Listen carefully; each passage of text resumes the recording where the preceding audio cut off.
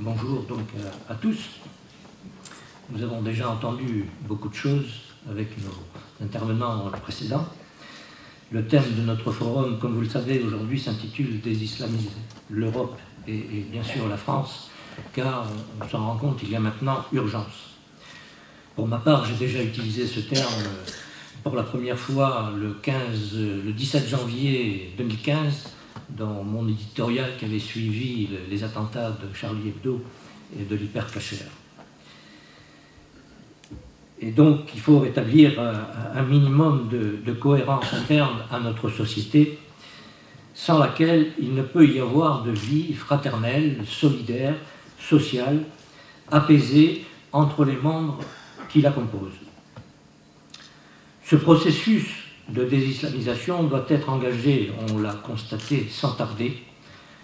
Il doit cependant, au préalable, monopoliser nos réflexions pour construire, préciser, expliciter ce concept pour précisément démontrer son bien fondé et obtenir l'adhésion de la majorité des citoyens. Car le problème est bien là. Parce que depuis des dizaines d'années, alors que nos responsables politiques ont manqué de clairvoyance en matière de politique d'immigration, des individus et des organisations qui opèrent en Europe, soutenus par des puissances étrangères rassemblées au sein de l'organisation dont a parlé Alain, l'OCI, l'Organisation de la coopération islamique, ont engagé, sous couvert d'activités religieuses, un processus de subversion visant à transformer l'organisation de nos sociétés, selon les règles de la charia.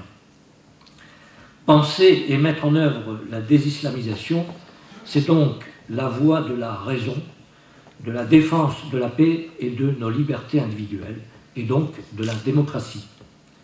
Car ne pas inverser ce processus d'islamisation mènera inévitablement à la guerre civile et à une guerre, je dirais même, ethnique. Ce combat que nous voulons mener doit reposer sur des arguments concrets et compréhensibles pour aboutir à des propositions de solutions réalisables, parce que c'est ça le fond du problème, parce qu'elles sont indispensables et pour que les citoyens y adhèrent massivement et finissent par manifester ce qui doit être une conviction. C'est indispensable si on veut faire bouger les choses. C'est la raison pour laquelle la charia, qui est la loi islamique et qui est donc une partie intégrante de l'islamisation de notre société, cette islamisation étant un processus d'introduction progressive de cette loi islamique dans notre société. La charia qui a été, il faut le rappeler, parce que certains ne le savent pas, mais on l'a dit auparavant, et c'est un argument de poids qu'il faut utiliser. La charia a été jugée incompatible avec la démocratie par la Cour européenne des droits de l'homme en 2003.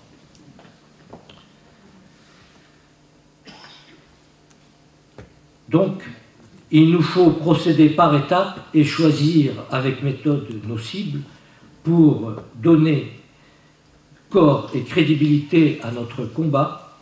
Et pour ma part, je me refuse à évoquer la charia et ses conséquences sans évoquer l'islam, et on l'a évoqué tout à l'heure, le père Pagès l'a fait avec brio, sans évoquer l'islam qui en est à l'origine. L'islam, ce système politico-religieux, totalitaire, dont la Constitution a pour nom le Coran, et son code civil et pénal, la loi islamique, donc la charia. Et cette charia est bien le bras armé de l'islam. Donc, il faut bien reconnaître que l'islam représente un véritable danger pour l'ensemble de nos sociétés. Et il nous faut en tirer les conséquences si nous voulons enrayer ce processus mortel pour notre société et donc pour notre civilisation, avec des propositions de solutions à mettre en œuvre. Il faudra le voir sur le court terme, parce qu'il y en a qui doivent être acceptés rapidement, et d'autres sur le moyen et long terme. Mais cela ne pourra pas se faire sur un coup de baguette magique, et donc il faut convaincre une majorité de citoyens. En fait, chacun le sait, l'islam pose un vrai problème aux autres civilisations, dans la mesure où, depuis sa naissance, les musulmans sont dans l'incapacité d'échapper à ces textes fondateurs, qui sont loin, c'est le moins qu'on puisse dire, de ne comporter que des propos de paix et de tolérance. L'abbé Pagès en a donné quelques exemples tout à l'heure. Et l'intégriste, l'islamiste, n'est pas un musulman déviant ou malade. Il est guidé par sa foi, il s'en tient au texte, à la lettre, à la lecture littérale du Coran, à ce qu'on lui a inculqué dès son plus jeune âge. Un exemple, par exemple, c'est la première sourate du Coran, qui est finalement la prière que chaque musulman dit chaque jour, jusqu'à 17 fois. Que nous dit cette sourate? Ô Allah, le très miséricordieux, guide-nous sur le droit chemin, le droit chemin, le chemin de ceux que tu as comblés de tes faveurs, donc les musulmans, mais pas celui de ceux qui ont encouru ta colère, les juifs, ni celui de ceux qui se sont égarés, les chrétiens.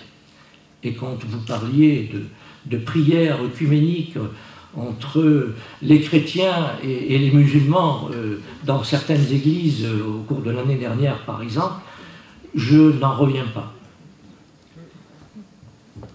En résumé, l'histoire nous montre que l'islam, depuis sa naissance, il y a maintenant 14 siècles, n'a été capable de produire que violence, mort et esclavage, avec un objectif clair, à savoir faire du Dar el-Harb, c'est-à-dire le monde de la guerre, en faire le Dar el-Islam, c'est-à-dire le monde où règne l'islam. C'est-à-dire conquérir le monde, le convertir par la force, établir le califat mondial en y faisant régner, eh bien, la conséquence, c'est-à-dire la charia. Alors, au cours de ces 14 siècles, ce système politico-religieux, totalitaire, barbare, a connu des périodes très diverses, avec des conquêtes, des défaites, etc.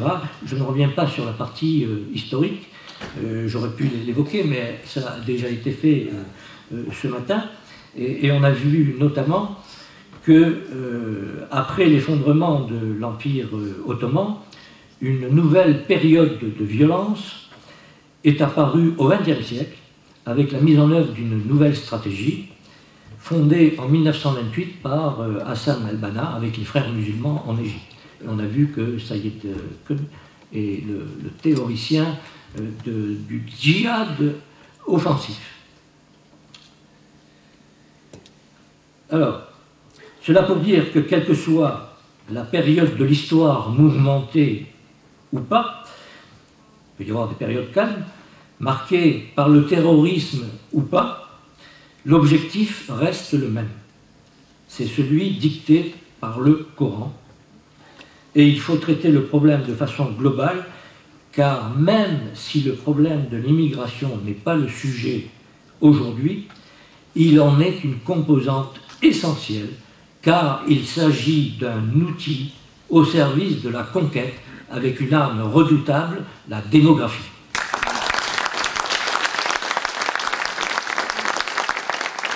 Je rappellerai simplement la déclaration du cheikh Youssouf al-Qaradawi. Avec nos lois, avec vos lois démocratiques, nous vous coloniserons. Avec nos lois coraniques, nous vous dominerons.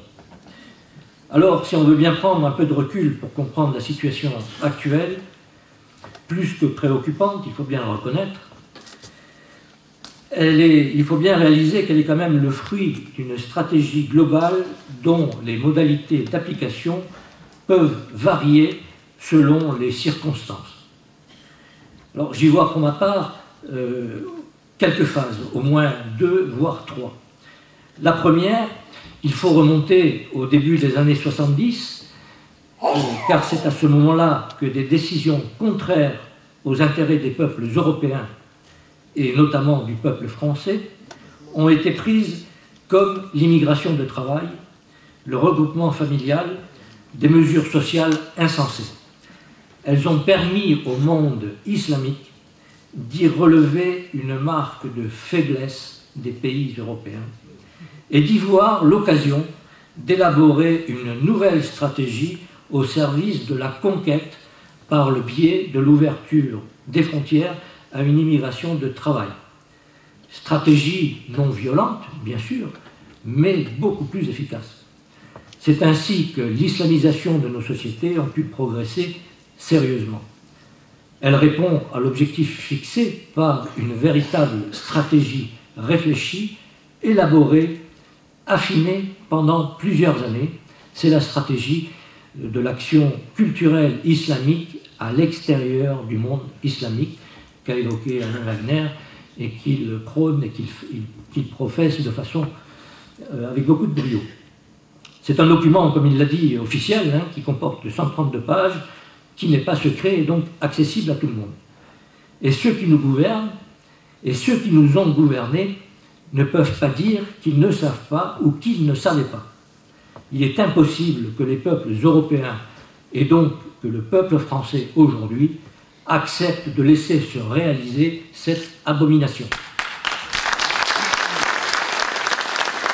D'où cette nécessité impérieuse de désislamiser notre société. La deuxième phase, c'est le déclencheur, la combinaison de plusieurs événements majeurs qui ont créé de nouvelles opportunités pour les stratèges de l'islam conquérant. C'est notamment le 11 septembre 2001 qui a conduit ensuite à la guerre d'Afghanistan. C'est la seconde guerre d'Irak, déclenchée en 2003 par les Américains. C'est également la guerre déclenchée en Libye, à laquelle la France a participé. Cela a provoqué une opposition franche Occident, pays musulmans, et tout cela a été aggravé par les répercussions directes sur la situation actuelle au Moyen-Orient, et particulièrement, comme vous le savez, en Syrie, qui a été déstabilisée par l'Arabie saoudite et la Turquie. En effet, ces pays ne supportaient pas ce pays laïque au sein de ce Moyen-Orient, et donc ils ont cherché à renverser le régime, et tout au moins, ils ont réussi quand même à déstabiliser sérieusement la région. La conséquence, chacun la connaît, avec l'instauration de l'État islamique.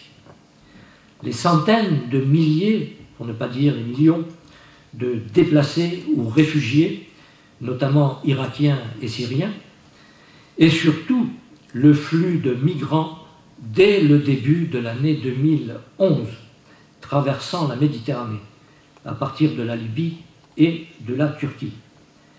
Parce que tout cela est aussi la conséquence du printemps arabe qui s'est produit à la fin de l'année 2010. Mais dès 2011, il y avait un flux de migrants qui traversaient la Méditerranée. L'Union européenne a dès ce moment-là démontré sa passivité, son incapacité à défendre les frontières extérieures de l'Europe et donc à démontrer sa véritable faiblesse. Une nouvelle opportunité inespérée a été ainsi offerte aux stratèges de l'islam conquérant. C'est ainsi que l'invasion migratoire que l'Europe a subie en 2015 n'est pas due au hasard, mais a été pensée et appliquée au-delà même des espérances de ceux qui l'ont organisée. Il s'agit en fait d'une attaque sans précédent de nos sociétés européennes, puis à terme, dont le rôle, la mission dans un premier temps est de déstabiliser les pays européens, puis dans un second, de déstructurer nos sociétés, que ce soit sur le plan ethnique, culturel et social.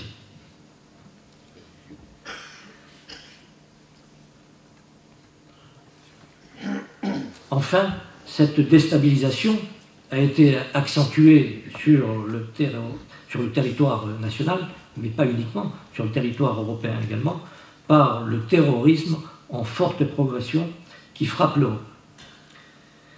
Très brièvement, je rappellerai les enseignements que nous devons tirer de ces actions meurtrières.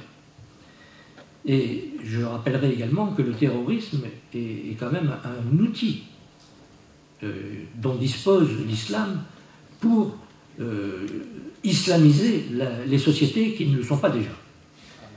Donc les enseignements que nous avons tirés, c'est que la 5e colonne, je l'ai déjà dit, existe bien en France, mais même à l'échelle européenne. Et nous avons maintenant dans nos cités, où règne la loi de l'islam, du fait du manque de clairvoyance et de courage de nos responsables politiques. Et nous avons donc des milliers, je dis bien des milliers de djihadistes radicalisés dans nos cités. Autre chose, les flux migratoires ont été infiltrés, notamment en 2015. On a eu quelques exemples, notamment de terroristes qui se sont fait sauter sur le territoire national et qui faisaient partie de ce flux des migrants. Et enfin, il va y avoir un vrai problème pour nos gouvernants, et surtout dans le futur, entre les djihadistes que nous avons chez nous et les musulmans intégrés, respectueux de nos lois. Il existe un cercle important, et même très important, qui est prêt à basculer au moment venu vers les premiers, c'est-à-dire les djihadistes. Alors, pour fournir un éclairage de cette menace, qui n'est pas virtuelle, ou le fruit d'un fantasme, mais qui est bien concrète, je vous renvoie à l'étude récente sur la présence des musulmans en France, publiée par l'Institut Montaigne au mois de septembre dernier. Hormis le fait que les chiffres qui sont donnés sont tout à fait contestables sur la présence musulmane sur notre sol, l'Institut Montaigne les évalue à 3 à 4 millions, on peut les multiplier au moins par 3, mais ce qui est intéressant et qui devrait inquiéter quand même nos gouvernants, c'est les pourcentages qui sont donnés. Près de 30% sont radicalisés, veulent imposer la charia et utilisent leur religion, si c'en est une, comme un outil de rébellion contre l'Occident et en particulier contre la France. Donc, nos gouvernants devraient s'en inquiéter. Alors la troisième phase, puisque j'en ai cité deux, c'est, je dirais, la suite logique de ces deux premières qui ont conduit le vivre ensemble à devenir impossible. Car on ne peut pas vivre avec qui vous veut du mal. C'est logique. Ensuite, et cette suite logique, c'est la soumission ou la révolte. Nous n'y sommes encore pas, mais nous en prenons tout de même le chemin si rien n'est fait, alors que dans la campagne électorale sur les présidentielles actuelles, le problème identitaire, le problème de l'immigration et le danger que représente l'islam, sujets qui devraient être aujourd'hui prioritaires, ne sont même pas évoqués.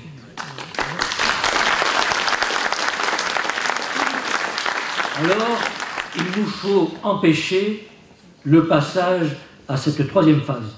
C'est précisément l'objet de cette journée qui doit nous permettre d'engager une première réaction franche en lançant notre réflexion sur ce processus de désislamisation devenu indispensable car nous refusons la charia qui est incompatible avec nos valeurs et avec la démocratie, mais qui est la conséquence de l'islamisation rampante de notre pays. Alors, quelles mesures peut-on et doit-on envisager pour engager ce processus de désislamisation? Car tout le problème est là. Pour ma part, avant d'évoquer, en les résumant, quelques mesures déjà mentionnées dans certains de mes écrits, je voudrais venir quelques instants sur ce terme de désislamisation. Nous avons avec ce terme, d'un côté, un substantif, islamisation, et un préfixe, des. Islamisation, nous savons ce que c'est. C'est ce que nous dénonçons aujourd'hui, c'est-à-dire la transformation progressive de notre société par les règles dictées par la loi islamique et donc la charia. Et d'un autre côté, nous avons ce préfixe des avec un sens précis qui indique ici le contraire du substantif qu'il modifie. Donc désislamiser, si on veut être cohérent,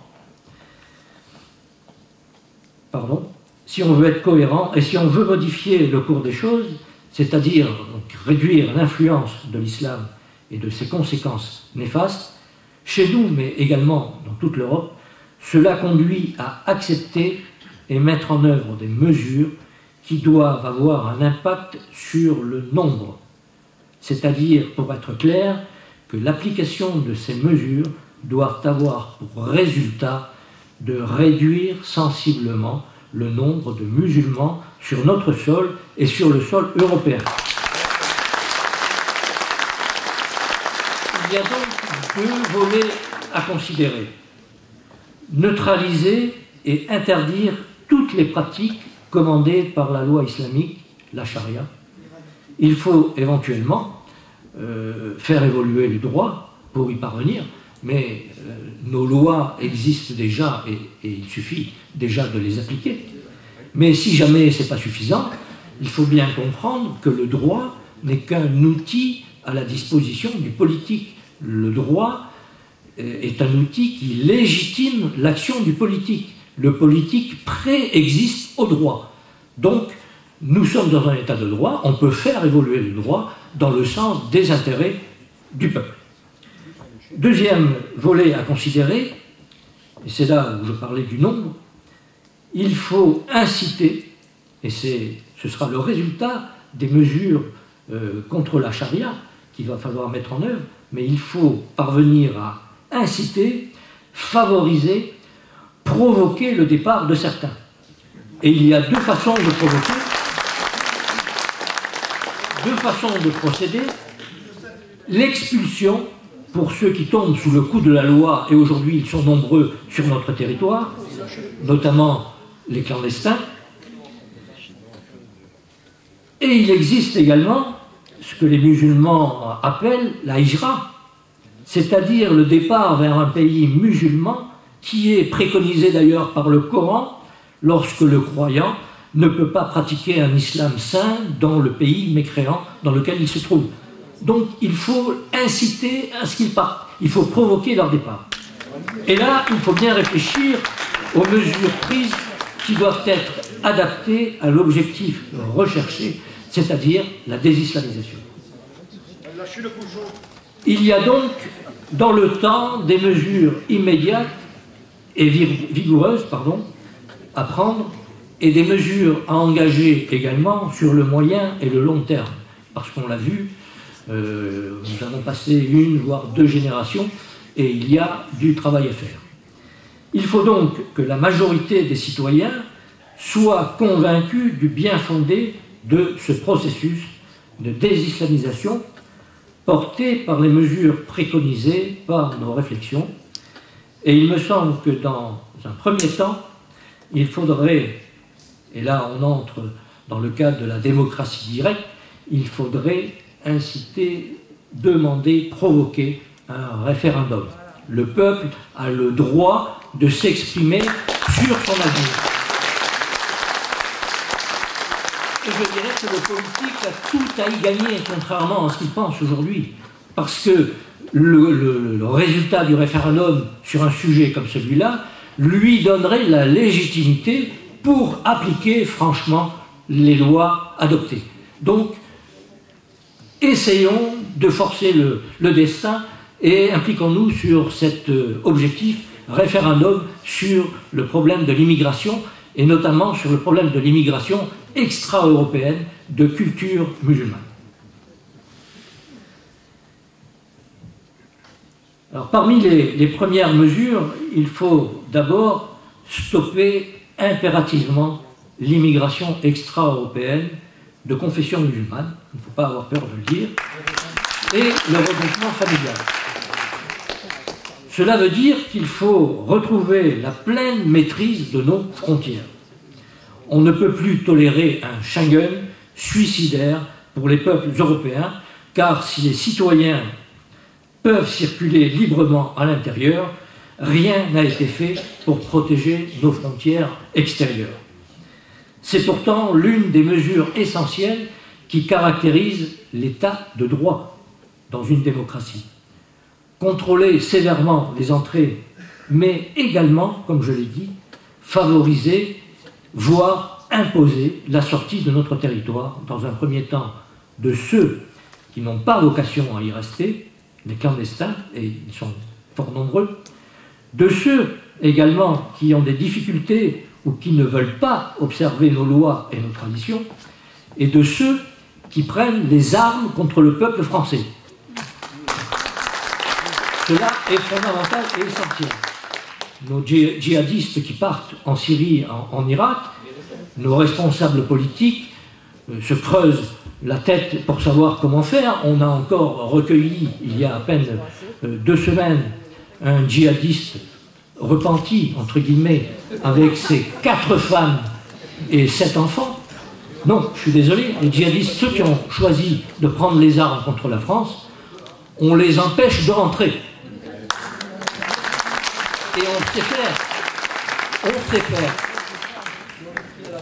D'autres mesures, bien sûr, doivent être prises sur le moyen et long terme, comme je l'ai dit, et doivent impérativement être engagées, comme la bataille culturelle et civilisationnelle qui doit être appliquée en particulier au sein de l'éducation nationale.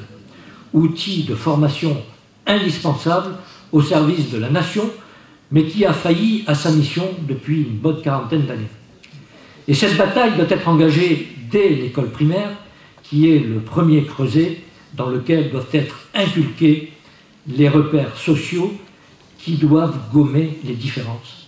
Un espace où des savoirs doivent être transmis, un lieu où l'on doit s'approprier et où l'on doit partager les valeurs qui ont fondé notre pays, un lieu où il faut apprendre à aimer la France. Ce n'est pas le cas aujourd'hui. Et notamment dans l'éducation nationale, une mesure qui peut être prise très rapidement, c'est la suppression des ELCO, des enseignements de la culture et de la langue d'origine, mis en place dès le milieu des années 75, qui sont en fait un véritable frein à l'intégration des jeunes issus de l'immigration.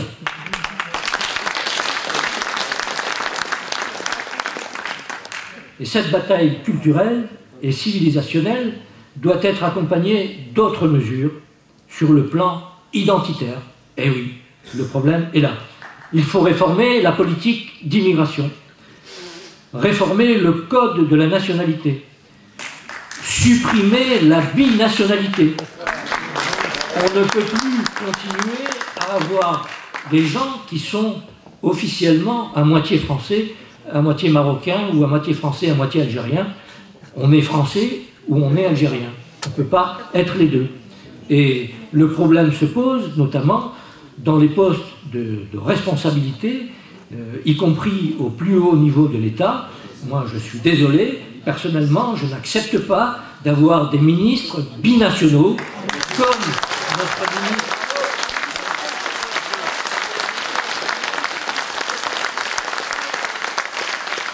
Comme notre ministre du Travail, qui par sa loi, la fameuse loi El Khomri, instaure dans son article 6 la possibilité pour les travailleurs, entre guillemets, de pouvoir exercer leur religion sur le site. C'est intolérable dans un pays laïque, dit laïque.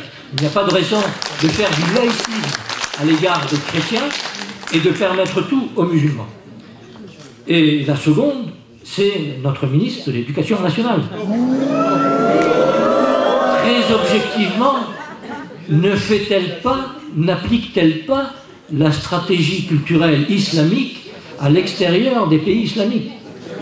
Avec sa réforme, on a là un cas concret. Et puis, le général Pickmal a parlé tout à l'heure des armées. Je souscris à ce qu'il a dit. C'est un peu l'omerta en ce moment, mais on sait qu'il y a un certain nombre de problèmes. Et donc, le chef d'état-major de l'armée de terre lui-même, au mois de septembre dernier, à l'occasion d'une déclaration à l'école militaire, à l'occasion d'une conférence, a émis un certain nombre de sujets de préoccupation dont les médias ne se sont pas fait l'écho, mais des propos qui étaient quand même accusatoires à l'égard de nos gouvernants. Il a dit notamment que, compte tenu de ce qui s'est passé ces dernières années avec ces attentats perpétrés par des Français, soi-disant, allait conduire que ces djihadistes, ces jeunes, étaient éduqués chez nous et allaient pourraient porter notre uniforme. Mais c'est déjà le cas. Notre ministre de la Défense, en début d'année 2016, lui-même a reconnu qu'au moins une dizaine ou une douzaine d'anciens militaires français étaient sous l'uniforme de l'État islamique. Donc, le sujet est préoccupant. Donc là aussi, la binationalité se pose. Au niveau du recrutement, au niveau de la sélection, il ne faut pas faire n'importe quoi. Moi, je suis désolé, des jeunes qui conservent la binationalité, surtout binationalité, je dirais française, mais l'autre nationalité, je me fiche de savoir si c'est marocain, algérien, tunisien, l'autre nationalité, c'est l'Oumma. Donc, avec des objectifs particuliers. Donc, il y a là un sérieux problème. D'autres mesures à prendre sur le plan sociétal, on en a parlé aussi ce matin, mais j'y reviens, c'est l'interdiction de l'abattage rituel des animaux. C'est la fermeture des abattoirs halal et l'éradication de cette pratique barbare, indigne d'un pays civilisé.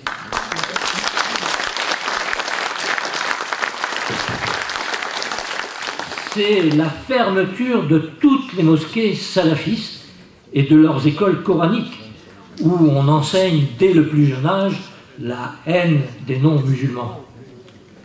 Mais, je dirais également, c'est le refus et l'interdiction de la construction de toute nouvelle mosquée.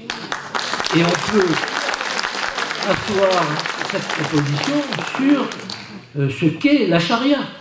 Une mosquée, ce n'est pas un lieu de culte comme une église. C'est plus qu'une caserne, c'est un lieu, et Alain Wagner le sait très bien puisqu'il le dit fréquemment, c'est un lieu de diffusion de la charia. Et une mosquée, c'est également un centre culturel, des associations subventionnées par nos impôts, des écoles coraniques, de véritables madrasas, qui enseignent, quand je disais, aux jeunes, la haine des non-musulmans. On leur apprend, et par la violence même, par cœur de versets du Coran. Donc, il est évident qu'à l'adolescence et à l'âge adulte, on a là la construction de djihadistes et donc d'ennemis pour notre peuple. C'est également l'interdiction du port d'accoutrements vestimentaires qui sont marqués de façon ostentatoire pour afficher sa différence et son appartenance à l'islam. Et là, je parle de la burqa, je parle du qamis, je parle du voile. Je suis désolé. Sur le plan économique, il faut là aussi un certain nombre de mesures, mais on peut déjà évoquer la suppression de l'aide médicale d'État, l'AME. C'est une cause aspirante, c'est évident. En plus, il y a là discrimination avec les citoyens français qui, eux, sont obligés de payer un certain nombre de leurs dépenses, alors que les clandestins, qui bénéficient de l'AME, ne payent rien. Et donc, supprimer toutes les prestations qui constituent des appels d'air pour l'immigration et également l'instauration de la préférence nationale.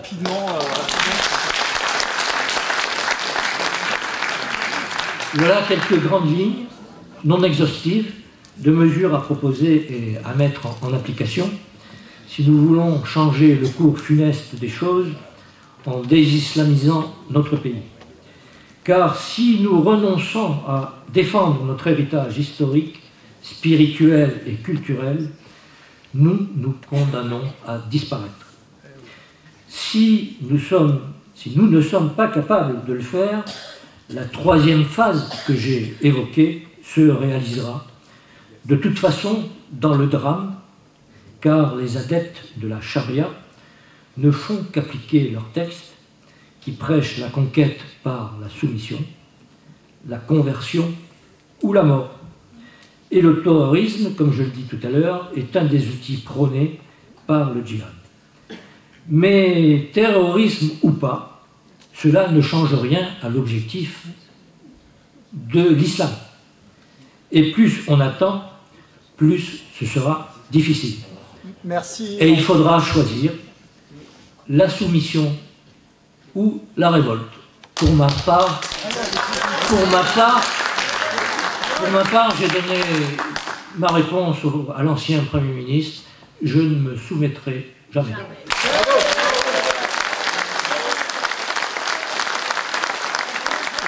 Merci, mon général. 20 secondes. Mon prochain essai, dont vous avez là la couverture, qui sera disponible à partir de la semaine prochaine, que j'ai intitulé, avec une certaine provocation, « Quand la grande muette prendra la parole ». L'essai, il est préfacé par Yvan Rioufol du Figaro. Je vous propose de prendre une petite pause.